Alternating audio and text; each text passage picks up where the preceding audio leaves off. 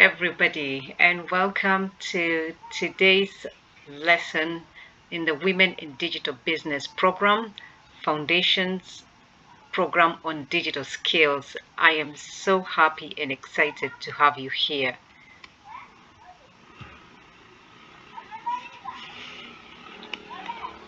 So, as we start off, let me just ask you, how has the journey been for you as you navigate the portal in the self-directed content on the online portal? Are you having any challenges accessing the content? Are you having any challenges uploading your tasks? If so, kindly do let us know in the WhatsApp group so that we can be able to assist you. And also, have you been able to go through block one yet? The block one is what we discussed last week. It was about the 3 steps in the digital transformation journey. Have you been able to go through it? How was the content? How did you go? And like I mentioned last week, we did have a lesson and we talked about digitalization and digital transformation. And we saw that digitization is where you convert analog data into digital format. Then digitalization is when now you take the digitized data and you put it through online programs so that you can be able to run analytics on it. You can be able to add more value to be able to get more efficiencies in your business.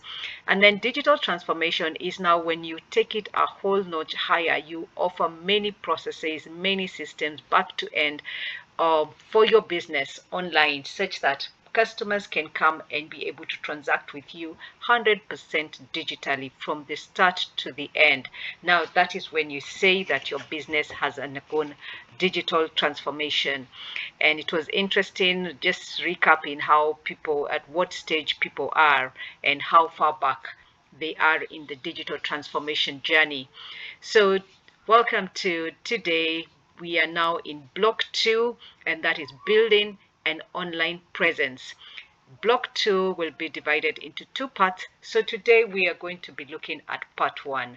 And part 1, we will be looking at social media and messaging apps, and to see how you can be able to take advantage of this to be able to transform your business, to be able to grow your business, to be able to build an online presence for your business. And basically, we first start looking at what is social media. And social media is has come up and has been a very vibrant way of growing your business. Why? Because on social media, you get the opportunity to create content about your business, about what you do. Then you're able to share it to many people. And because of that, it helps to build a lot of awareness about your business.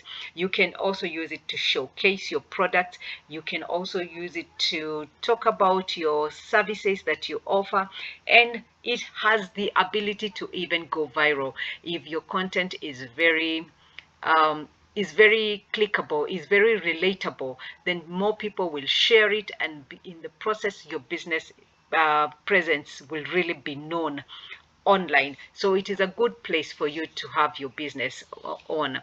And social media can be used for personal purposes. This is where now you go on social media, you celebrate your birthdays, you celebrate achievements, you just celebrate things happening in your life, and you share them with your friends, with your family, etc. And it's also a very good use of social media. Then there is using social media for business purposes.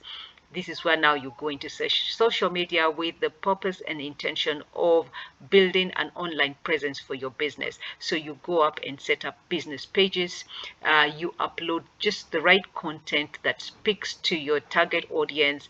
And from there, you're able to build awareness to a point where now you're able to convert some of the viewers of your social media content into paying customers. So with social media, you can take your business and interact it on different social media channels, and you can use it to reach out to your existing customers and to also a lot of potential customers who are out there, because social media has a very wide reach. You can be able to reach to very many new potential customers. So some of the essential functions of social media for your business include connecting, because with social media, once you put out a post, once you put out a video, any content that you put out on social media, you create an opportunity for you to connect with the viewers. So the kind of messaging that you're putting out there, the kind of videos, the kind of pictures that you're putting out there should be things that, seek to create a connection. They should be things that are relatable to the target audience that you're trying to reach out to. Another thing that social media helps for your business is that it allows you to choose and to target the right products, I mean the right customers for your products. So you go out there and ensure that for you to do the right targeting, first things first is you ensure you are in the right social media as per the demographics of your target audience. So don't go to the wrong social media and have the right content, because really your target audience will not be there. So go to the right social media for your kind of business, your kind of product, and the kind of target audience you're looking for. And then you do targeting by ensuring that you're sharing very good information. Then the social media also gives you a storefront, an online storefront. If you don't have a website, the social media is a very good place for people to get to know about your business. In the social media, you're able to put in contact information. You're able to put in the physical address if you want customers to be coming to your business. And then you're also able to showcase what you do in your business. So it gives you your business a presence in the digital space. And there are different types of social media, and they are used for different purposes. As you can see there, we have the social networks, media sharing, blogging, reviews, and discussion. And we will be looking at each of them one by one. So we start with the social network. This is the type of social media that just about everybody has at least an account in one of the social networks. So this is a very good place to go out and be visible and be known. As you can see, the common ones we have are Facebook, LinkedIn, and X.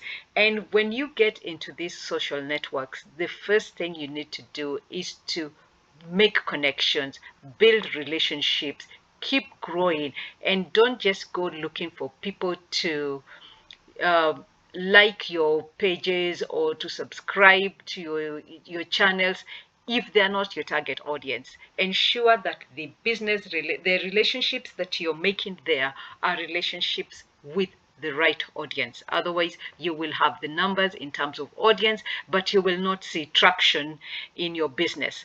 So with the social media, one way of remaining relevant is to ensure that you're always connecting, you're always popping in, saying something, commenting on something, so that people get to know you and understand what you are. And it is here that you're able to bring out your brand essence. What is your brand about? Is your brand vibrant? Is your brand um, techy? Is your brand warm and accommodating? Is it young? Does it give out vibes for the youth, etc.? And in here, you're also able to put in short reels, short videos about your product, and you can even have a catalog. If you run a store and you have many products that you showcase in your physical store, then now you create a digital catalog for customers to come and be able to see your products and your services. The second social media is the media sharing networks, and these are the networks that enable you now to share what you do in pictorial or in video format. And these include Instagram, TikTok, and YouTube. Very good for getting your presence, visual presence, be out there online.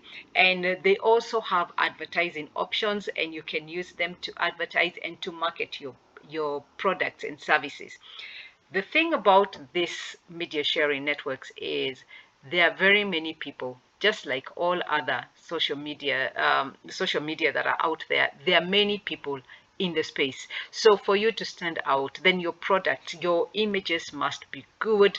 The lighting is done in the right way. If it is video, your videos are good. That is the only way people are going to engage with your content in the media sharing networks. So invest in getting things done right. You don't have to be perfect when you start, but at least do make an effort to ensure that your videos and your photos are things that people would want to engage with. Then we have the social blogging networks. We have WordPress, we have Medium, we have LiveJournal. This is where now you can make yourself stand out. This is where now you can bring out your thought leadership.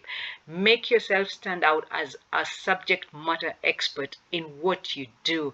If you are a baker, let people know how different things about how to make cakes that are good for, say, diabetic people. Make cakes that are good for people who are gluten intolerant. It let people know about the nutrients, about the different nuts and seeds and fruits that you add in your cakes. Write articles that educate your people in relation to the kind of product or service that you offer.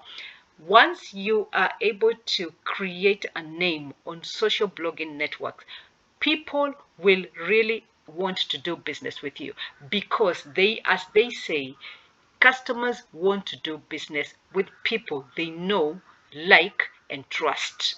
Now, liking, you can use other media sharing networks. Now, knowing you and trusting you, blogging is one of the ways to ensure that you get those two factors in place in your business. So if you have the time, if go and come up with a blog that speaks about your business. Blogging is a bit labor intensive, it is time consuming, but when done right, it can give you a lot of traction and it can give you a lot of online credibility. The fourth one are the discussion networks. This is where you go and ask questions. You maybe, if you want to find out an event that is happening, maybe you would want to showcase your products in that event. You go there and ask questions, and the people are normally very generous with comments and information. So you're able to also do market research. Let's assume you want to introduce a product into the market. This is a very good place to go and do your market research. You just throw in a question there and see how people respond to it. Also, you can go and search on previously asked questions in relation to what you want to find out, find information on, and then see what were the comments, what did people say. That makes you realize whether your idea is viable to roll out into the market or not. And the popular discussion networks are Reddit and Quora. Then we have the review networks. These are networks where you now go, if you're providing a product or a service, you go as the business owner, you subscribe to these review networks. And then once you subscribe, when customers come and interact with your product or your service, they have an opportunity to leave a review about how your product and service was. And they not only give you, say, a star rating, maybe a 1-star all the way to 5-star rating, they also are able to leave comments. These are very good, especially for building the trust factor in the know, like, and trust. The trust factor, because when you are doing a business online, chances are your customers will not be able to interact with you directly. They will be interacting with you via the different spaces you are in online. And because they don't have the advantage to be able to come and build trust with you one-on-one. They will look at these review networks to see how other people who have interacted with you are saying about you and how they're rating you. So always ensure that when you take your business online, you're giving good service so that you get good reviews. However, in case at one moment or the other, one customer did interact with your product or your service and they were not very satisfied and they gave you a rating that was not very good, take it up like the good entrepreneur you are, learn from the lessons and ensure that you make up or you improve so that that does not become a repeat occurrence. Such customers, the good thing you can do to them is reach out to them, give a very empathetic apology, and maybe give them a discount or a bonus for next business so that now you continue to build relationships with them. Always ensure you have good reviews. Good reviews make people trust you. Good reviews bring new customers to your business. So the choice of platform that you choose depends on, one, the size of your business. If your business is very big, then there are some platforms that you can go out there and go big, invest in a lot of money in running ads in those platforms, etc. Or the type of customer, like I had mentioned earlier, different customers are found in different social media types. So find out, where are your customers, where do they frequent, and that is where that's the platform that you will choose to build a presence for your business. And then the product or service that you're offering also determines to some extent the platform that you choose. Take, for instance, if you are a female entrepreneur and you run a boutique and you offer ladies clothes, accessories, shoes, etc. An ideal platform for you would be a media sharing platform like Instagram or TikTok, because there you're able to really bring out the beauty of your clothes, the different varieties of your clothes, etc. Now, that kind of business would not be very ideal for you to set it up on LinkedIn, because LinkedIn is a social network that has a professional and serious vibe to it. So going there with a catalog of images of your beautiful clothes might not work for you. When people go into LinkedIn, they go to LinkedIn looking for a certain type of information. So a catalog of shoes and handbags is not what they're looking for there. So depending on your product, choose the right platform that will give you the best return on your investment. So as an entrepreneur, what platforms do you think are most relevant for your business? This is the time now you sit down and you analyze the different types of social media. You look at social networks, media sharing, blogging network, and then from there determine, with my products, with my kind of business, with my kind of target audience, which are the platforms that will work best for me. You don't have to be in all of them, and some of them, like the review networks and discussion networks, those ones you don't have to be there on a consistent. You go in there when you're going to look at your reviews, or you go into the discussion network when you're going to seek information, you're doing your market research, you want to find out what other people are saying. That is when you visit those ones. But for the blogging, the media sharing, and the social networks, choose what type. Let's say if it's the social network, decide, do you want to be in Facebook, or do you want to be in LinkedIn, or do you want to be in both?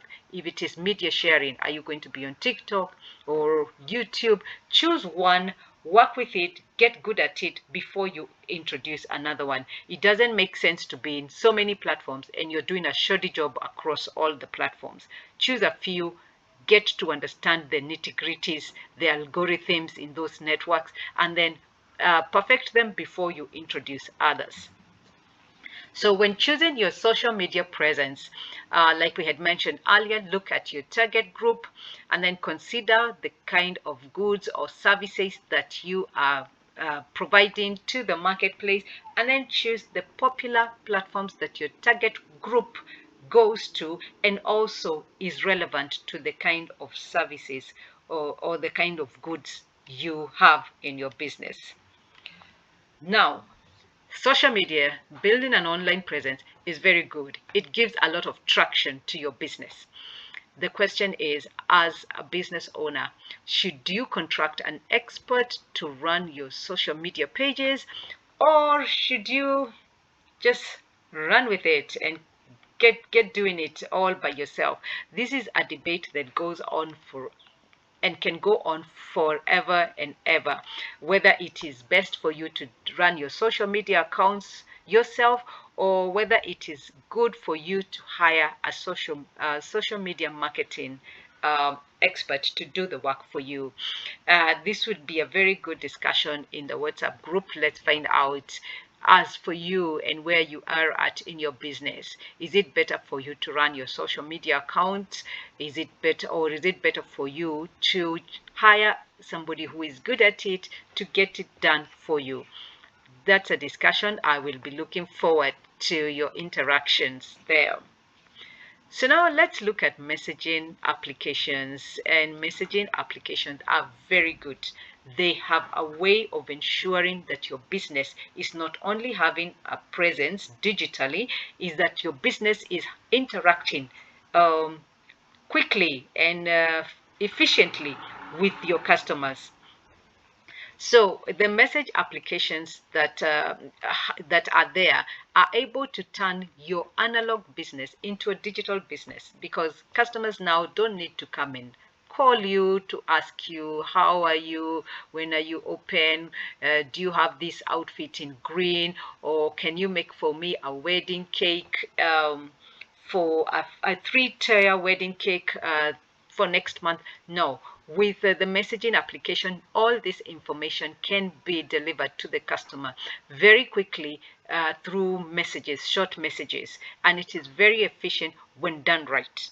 However, you may get into message applications, but you're not responding quickly to your customer. So the features of message applications, the first one is that you need to ensure that if you've put yourself out there and you're using message applications to interact with your customers, that you're ensuring that you're responding quickly to their queries, to their questions, etc.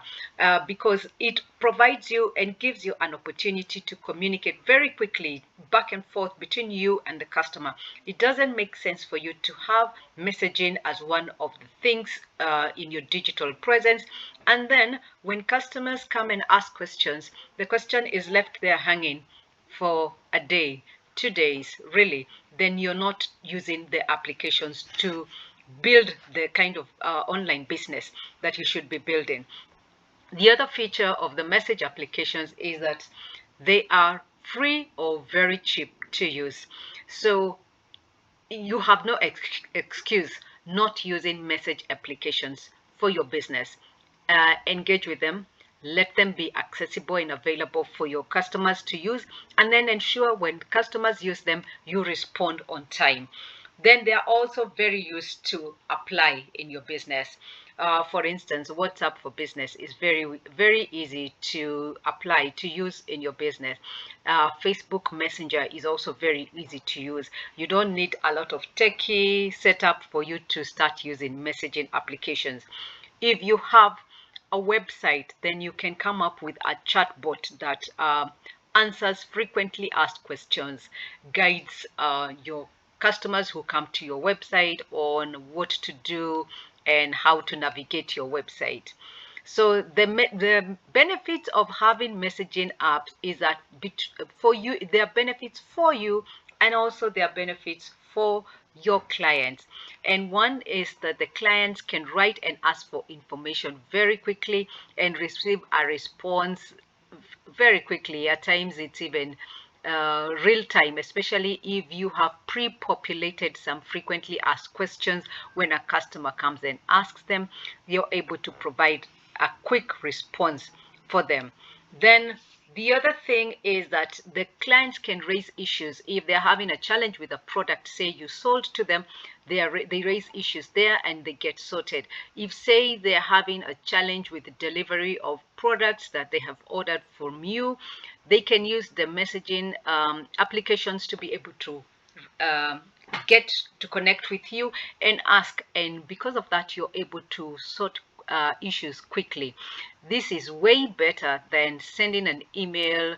And when you send an email, you know, there's something about email that makes you want to respond in a very serious way. So when you get an email from a client, you'll want to take some moment to sit down, think through, and write a paragraph or two. Now, with messaging service, I'm not saying that they're not serious. I'm not saying that they're not professional. But just because of how they've been set up, the perceptions we have of them, customers ask a question, and when you're in your business on the go, you're busy doing other things, you just take 1 or 2 seconds and shoot back a quick response to the customer. So you don't feel the mental tension of having to sit down like it would be if it was an email to respond to them. So the fact that it is easy makes you be able to send out a response much faster, and you send out in the same way you would if you were speaking directly to the customer. Then buyers also, you have free access to buyers and sellers when you have a messenger service, because most messenger services are free for both you and the buyer. So the buyer, sorry. So when the customer is asking questions, it does not come at a cost to them. At the very least, it is maybe Wi-Fi or data charges that they might incur, but they were online anyway. And for you also, if you're on the free versions of the messenger service, it doesn't cost you anything. So because of that, you're able to keep interacting as frequently as possible with your customers, sending out messages to them, responding to their queries, etc. So the messenger applications, if done right, if used right, they give your business an opportunity to interact with a huge customer base at virtually no cost. Then the other thing about messenger applications is that they offer some level of automation. Like I had said earlier, you can pre-populate some frequently asked questions and autoresponders. So when customers come and ask a question, if it is in the list of the frequently asked questions, the response pops up immediately. The customer asks the question. So because of that, you reduce the number of times that the customers would have to wait for you to generate a response. And if you have a website, you can also have a chatbot on your website that also answers questions that the customers are asking. This helps to create the convenience that customers who interact with you on the digital space are looking for. And why should you be on message application platforms? It's because 92.3% of internet users are accessing internet from their phones, and they have messaging application installed. That is 92.3% of internet users. So you can imagine, even with your target clients, the percentage of them who are online on their phones and have message applications there is very high. So that is a place that you need to be playing, and playing real big. So my question to you is, would you use messenger application for your business? And if yes, which ones would you use? Because there are several. You choose, just like when we were choosing social media type, choose the application that works best with your type of business, your type of product, and the target audience that you are interacting with. So now we are up to task 2, and like you can see there with my traffic sign, you have work to do. And like I keep saying, when you're learning a skill, you can never perfect a skill by listening to the teacher talk about the skill. It is you to put in the work to be able to now fully acquire that skill and use it.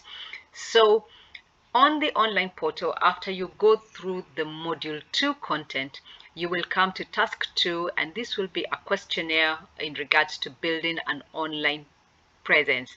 And it will be several questions. Go in, take your time and work on task 2, and do not feel overwhelmed, because the first version that you come up with does not need to be your final version of how to build your online presence. What you might start off with today might not be where or what you will be doing in the next 6 months. The thing is, start where you are. Get started. Critique your business, type of business you are, target audience, products you offer, services you offer, and then choose the right social media places to go and play in. Take your time, undertake it, don't feel overwhelmed, just give your best candid answers for what you want to do with your online presence. So thank you very much. I will see you in the next class. Happy engaging with the portal, happy interacting with the module, and I wish you all the best. I can't wait to meet you in our next lesson. Thank you.